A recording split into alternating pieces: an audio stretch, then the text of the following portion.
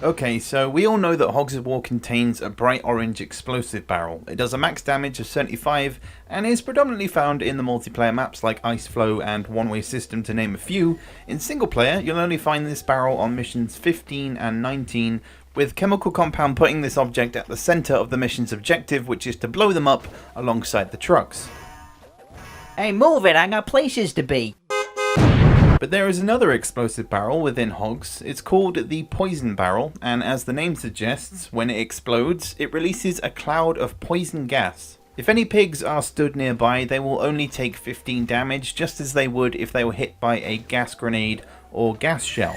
The blast radius for the Poison Barrel is pretty atrocious though. If we compare it to the regular barrel, you'll see a huge difference in how effective this asset actually is. The explosive barrel is fun to use against your enemies and it has a range that you can trust. The poison barrel, on the other hand, is another story. I mean, take a look at this situation. I have the majority of my pigs on this map surrounding this one barrel, yet it only affects 2 pigs. Like, what is up with that?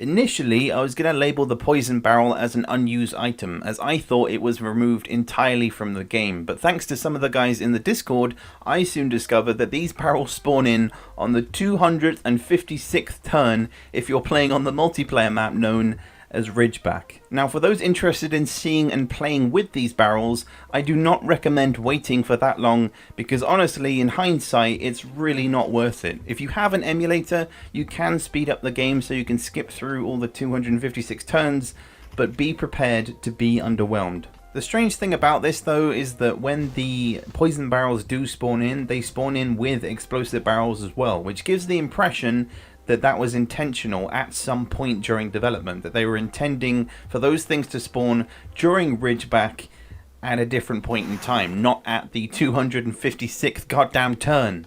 You know, the number 256 is a very well-known value to programmers, as it is the number of distinct values that can be represented with a byte. To us common folk, that doesn't really mean much, but the main question to me is, why do they spawn in after so long? My feeling at the time was that rather than going through the process of removing the poison barrels entirely from the game and its code, the devs instead decided to move their spawn point within the game to that magical number of 256, probably while thinking, No one in their right mind would be playing for that long, so we'll just put it here and hope that no one finds it. But little did they know that we would eventually find out. But for the time being, we have only managed to discover the poison barrel on Ridgeback.